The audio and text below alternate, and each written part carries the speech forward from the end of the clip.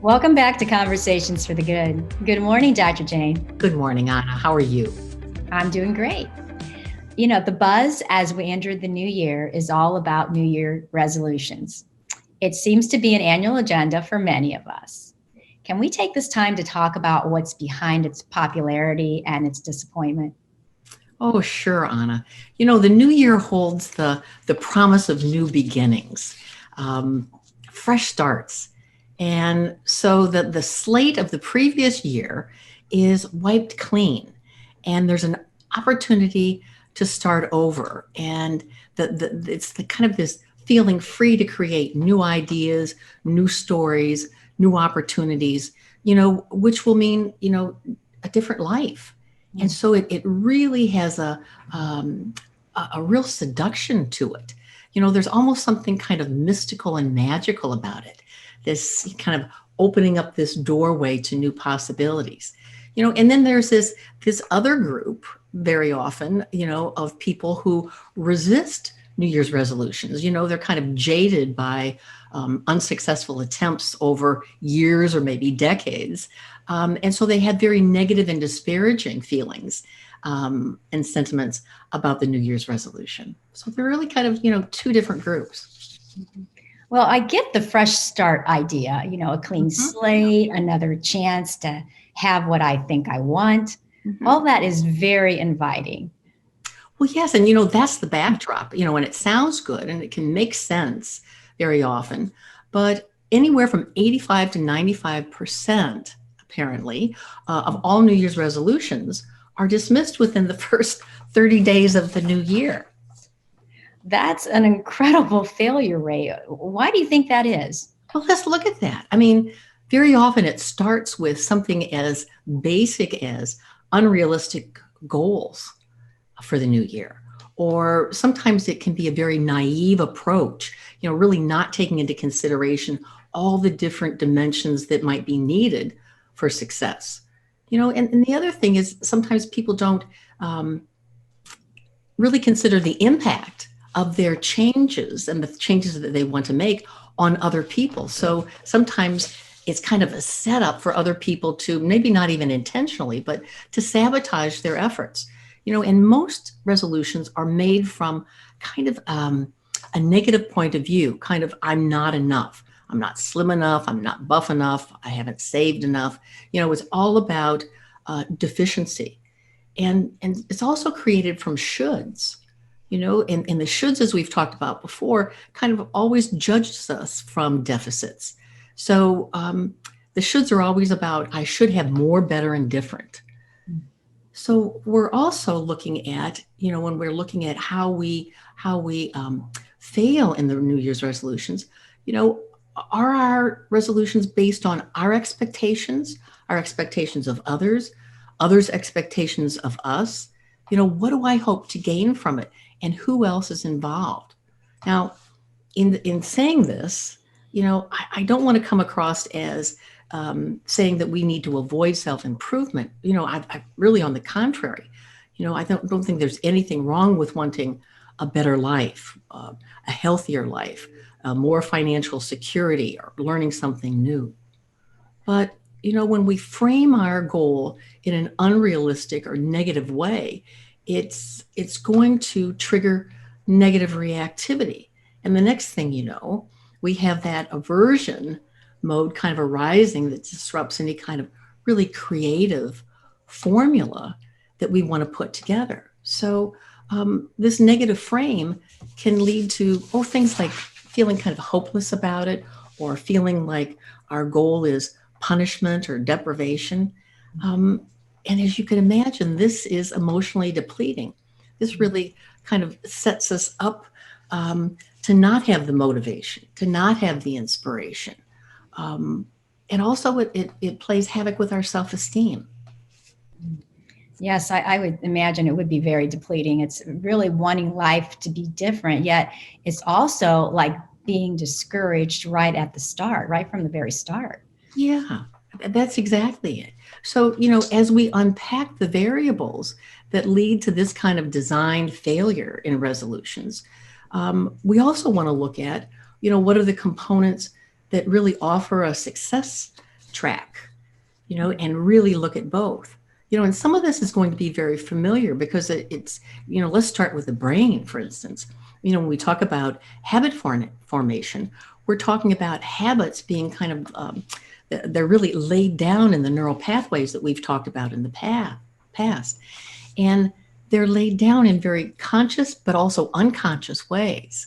The more we perform or practice any particular behavior, the more likely it's going to reoccur, to the point that it becomes automatic.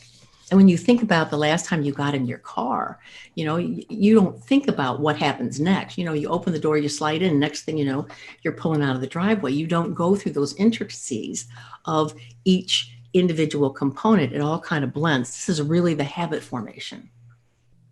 So it sounds like repetition is the key. Well, it is the key.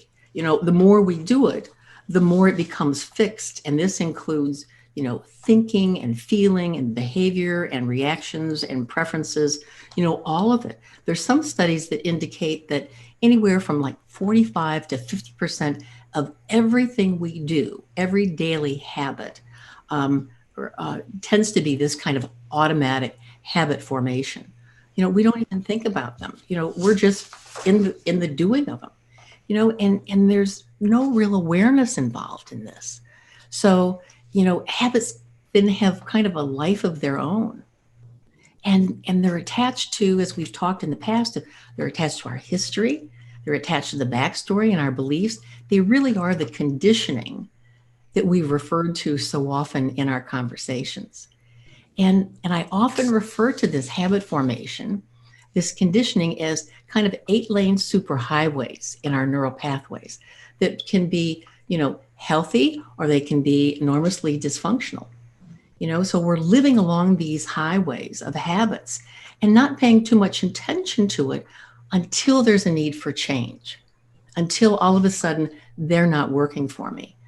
But the brain loves the highways. The brain loves what is familiar. So we've mastered the things that we've done most frequently. So what you're saying is that we polish those 8 lanes with habits that aren't necessarily good for us. Well, Right? that's exactly it. And even when our awareness moves us to consciousness and we see the error of our ways, getting off the highway isn't necessarily easy. I mean, sometimes we just can't find the exit. We may have a desire to change, or someone might be kind of nudging us to change, or there may be some dire consequence that we're going to experience if we don't change. But in any case, it requires creating new habits, which the brain will resist in the beginning. It's just kind of the way the formula is in this, human matrix. So we're pushing against, in the change process, we're pushing against a program that has been etched in the neural pathways. And the brain doesn't want to give it up, okay? Because the brain doesn't give up anything. Now it will reprogram, but this means that we have to start with a new behavior and do it frequently. The repetition that we just talked about, this is the good news. The brain, because of the neuroplasticity, has the capability to change. We can actually rewire the brain. Wow. When we're making New Year resolutions, we're wanting to exit the highway, obviously, yet the brain keeps pulling us back from the exit because it wants what we're familiar with.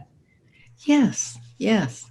So not having awareness and not having an appropriate strategy, and the appropriate strategy is that new habit formation, we have to have these two, and not having the awareness and the strategy really sets us up to not take into account this brain phenomena.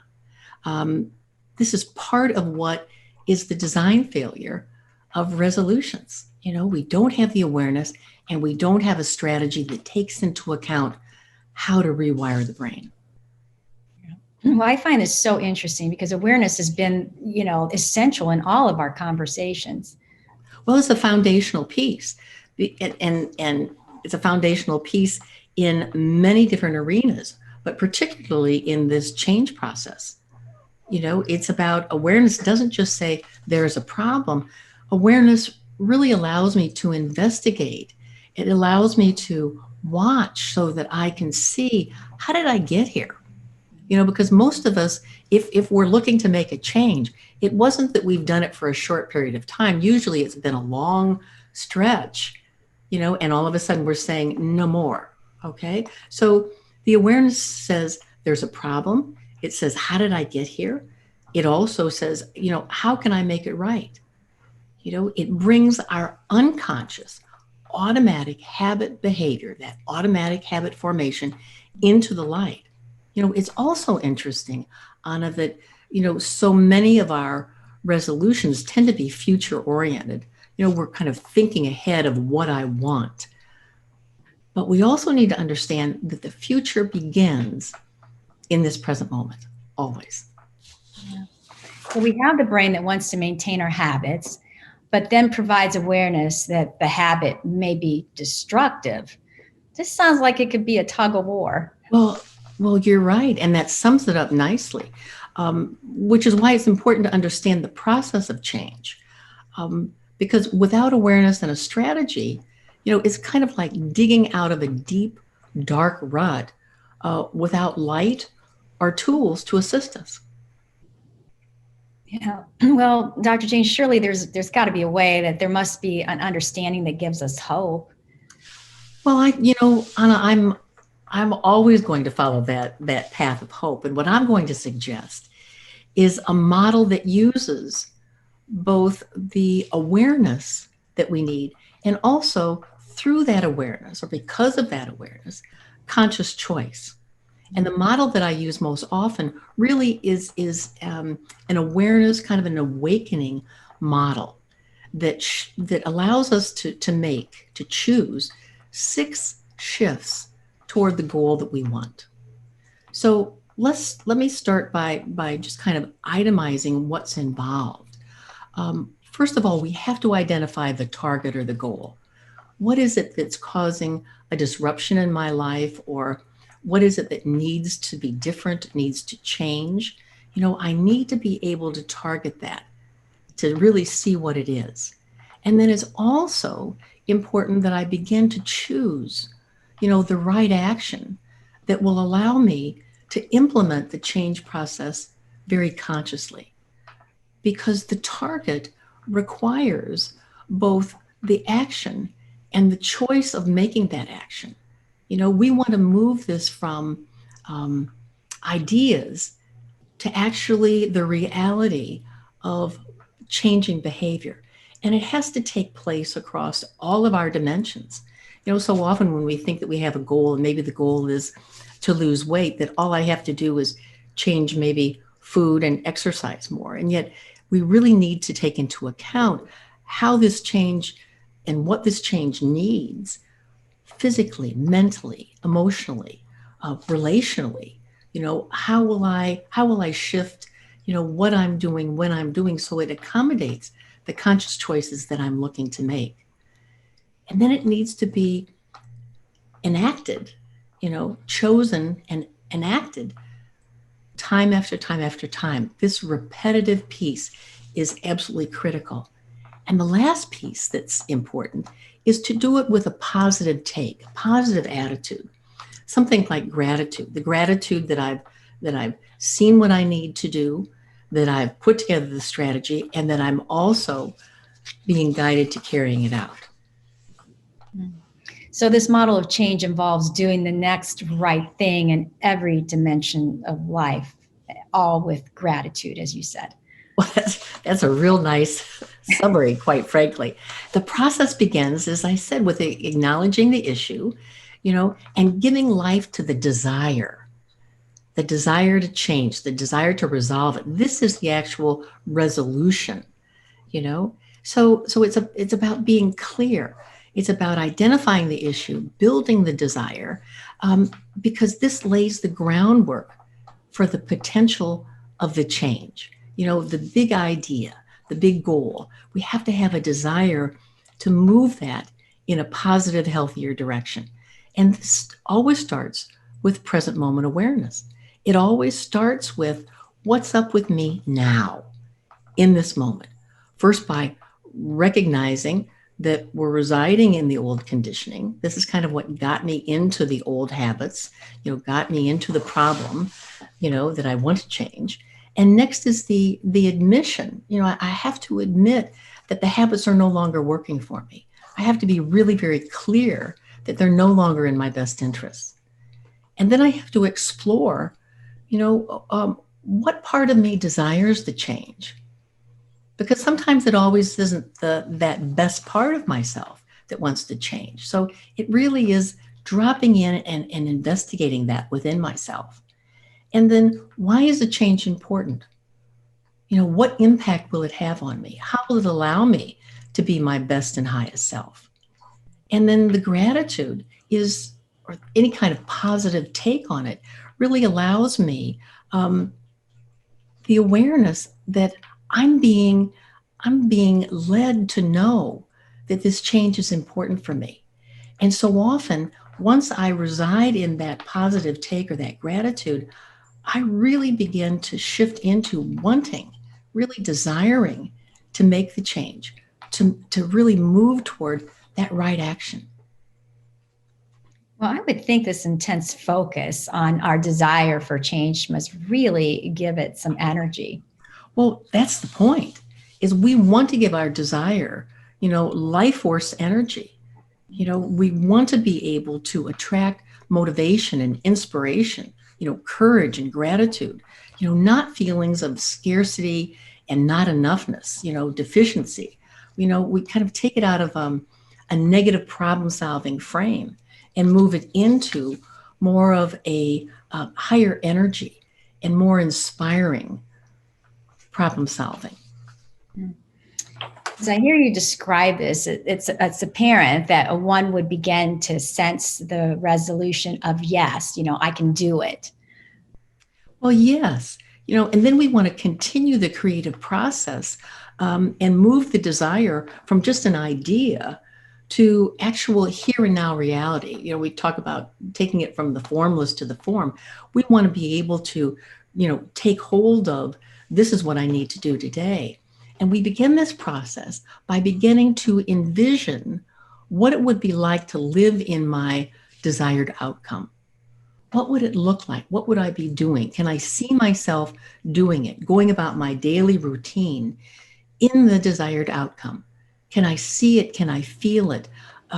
What's needed to support it?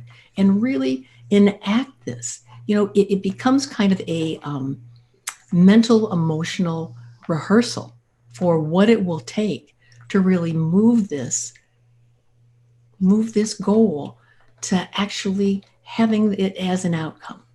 So it puts it into perspective of how do I track what I need? And it's through this visioning that we're able to do it, that we're able to come to, even looking at what am I doing currently that is a positive that could support this. So it's not just kind of looking at what I shouldn't be doing, but what I can be doing, and how can I use what I am doing currently to support it. Well, I love the way you describe this being a rehearsal. We're seeing, feeling our desire or our goal as we want it to be. I've always been really, absolutely focused on those vision. I just think those vision boards are so successful sometimes. For me, at least, they've worked in the past, and we're all, focusing on our attention and vision on the possibility that it can happen, and it could be a real life. That's exactly someday. Yeah. Yes, that's exactly right. So we have this where we're actually able to see what we want, feel what we want, and that gives it more energy. And what we're doing is we're shifting into an energy that allows us the motivation and the inspiration. So it moves us into the next shift, and that's intention. And this is where we begin to make that virtual reality the here and now reality, because we begin to take aim, gather our determination, and produce the actual steps to the desired goal, to the desired outcome. It's the intention that requires the vision that we have been putting together, the big picture. It requires that. And then with intention, we break it down into manageable parts. It's like the question, how do you eat an elephant sandwich? We do it bite by bite. Okay. It's step by step. It really is, how do I make this change real? Well, I do it one action at a time, one conscious choice at a time, one moment at a time, one day at a time. And the shift formulates, the shift of intention formulates the plan and the strategy that I need to attain the desired outcome. So it makes the vision real. It makes the vision and the desire combination real. I'm really putting it together. It's coming together. The possibility is moving toward reality. And we have to realistically align ourselves with the goals and the tasks. You know, are the steps and the tasks that I've put together, are they believable? Are they achievable? Are they measurable? So I have the target, I have the plan, and then I have to have the accountability. So this all is where it happens in this shift of intention. You know, Asking myself, are my intentions pure? Who do they serve? What is this really about? What are my agendas? Am I making the right change for the right reasons? Who's going to be impacted? Um, what do I need to do first? There's also that, what do I need to accomplish it? Who do I need to accomplish it? And then also, are there predictable interferences or resistances? What might get in my way? Can I predict a little bit of that? Dr. Jane, what gets in the way of our intentions? Sounds like our halt plays in here. Don't get too hungry, angry, lonely, or tired. Well, I think you nailed it. The hungry, angry, tired phenomena really sets us up for the vulnerability that makes those 8-lane superhighways of dysfunction more accessible. That's where I can get off track easily. Old habits wait patiently for me in the neural pathways. They're etched very deeply. The brain never gives up anything. But people very often report by the time they get into this intention, where they're stirring up the real energy to make this real for themselves, that very often they're experiencing a different kind of energy, that it feels like a deeper sense of purpose, a real calling to do the right thing. So their investment in it, tends to be very different, and I can vouch for that myself, because, with the intention, it's about being in the intention, living from our best selves. This is what we're taking into the next step, the next shift. Well, we've energized our desire with our awareness and vision, and we put together a plan via our intentions. That narrows our points to what needs to be done and the required parts for attainment. Should we be close to blast off now, I'm imagining? Well, we sure are, because the next shift that we move into is what I call inspired action. It's inspired by that new energy that we're feeling from our intention, that call to be our best and highest self. You Inspired action is about right action. It's about action inspired from that best self, moving that forward. And very often people feel that they're also inspired by a power greater than themselves, you know, but all of it is implemented by conscious choice. So we're in the flow, we're in the flow of the plan, of the intention. And sometimes this is where we can begin to think, I've got this now, I've arrived. Okay. And what can happen, not always, but what can happen is that we can begin to slack off. I can't tell you how many times I've had people say, in the middle of really doing a beautiful job putting it all together, they say, I'll never go back. I'll never go back. And yet we all need to remember where we've come from. Because this is where, when I start to think that I've arrived, I can't backslide. And relapse happens. Relapse back into the old behaviors can happen. The key is, if we step off the track of our intentions, lead ourselves back as a loved child, you know, allow ourselves the compassion, allow ourselves the self compassion to come back to the desire, the vision, the intention, and the inspired action, by returning to our awareness, by returning to the conscious choice, present moment awareness. This is the path back, living our intention. And also on a daily basis, I also suggest that people operate in a formula that I call the 3 R's. On a daily basis, take a look at the plan, review the plan. That's the first R. The second R is if it's working, replicate it, do it again. And the third R is if it's not working, revise it. What do you need to do to tweak it so that it will work for you? Well, I love the 3 R's, and it sounds like we've launched. But That's right. That's right. And each shift flows dynamically from the other with the awareness and the conscious choice. So we're moving from our old habit form, which was in that tunnel of conditioning, to the desire to change, to the visioning of possibilities, the intention that forms the strategies and the plan, and then the inspired action, which is the conscious choices needed to make the change real. The final shift is commitment. And this is a biggie because this is the glue that holds it all together. This is how do I continue to do the right thing and stick with my intention, even on the days that I don't feel like it? This is key. Commitment I have found it a fascinating word over the years in working with it and working with people. It comes from the Latin root that actually has 2 parts. Commitment means it's come together. That's the come, and materi, which is to send to. So it's come together and send to. And the way that I like to think about it is that we come together with our best and highest self, a power greater than ourselves, and send it to that target, that desire and that intention, whatever that happens to be. And commitment is fueled by the sense of importance that this is in my life. Doing the right thing even when it's inconvenient, even when I don't feel like it, even when I'm not going to get what I think I want anytime soon. We follow an inner calling. We're really guided and empowered to stay in it and to accomplish it.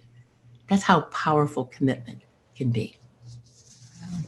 and what about rewarding ourselves? Oh, that's a good question, Anna. That's a good question.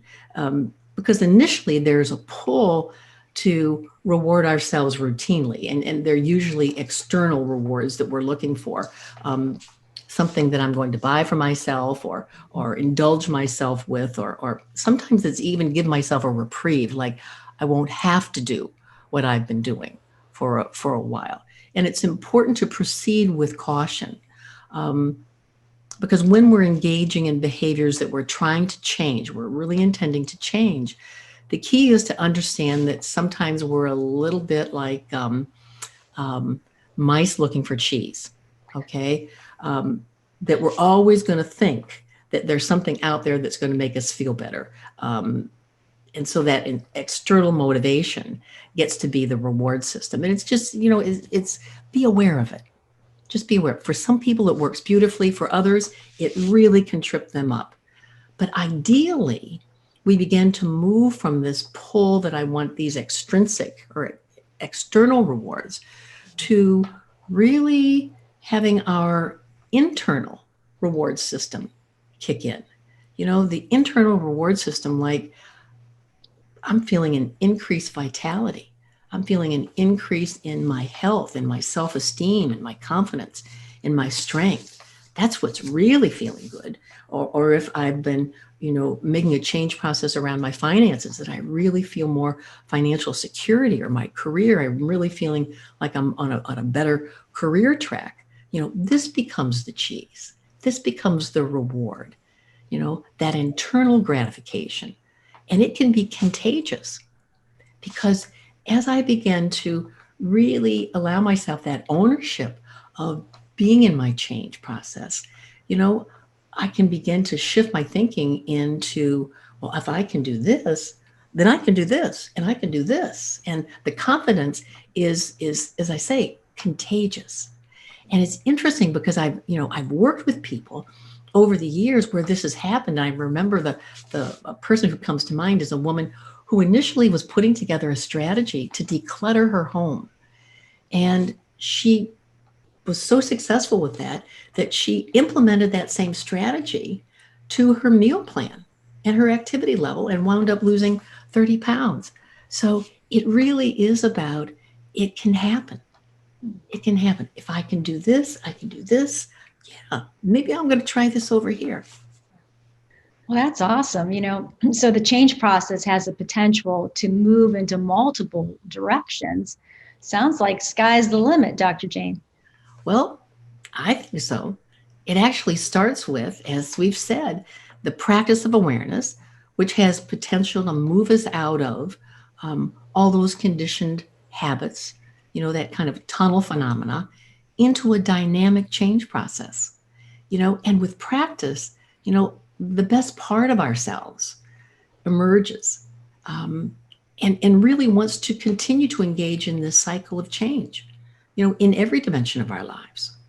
So it's not about perfection. I want to make that really clear. It's about continuing through all of these choices, the desire and the visioning and the intention, inspired action, and the commitment by making these shifts, uh, by making the modifications necessary to keep ourselves doing that next right thing, making the conscious choices, taking in the positive, taking in the gratitude, gratitude that we're being guided and empowered to do these things, to show up, that often show up spontaneously, that we're really in the flow of that.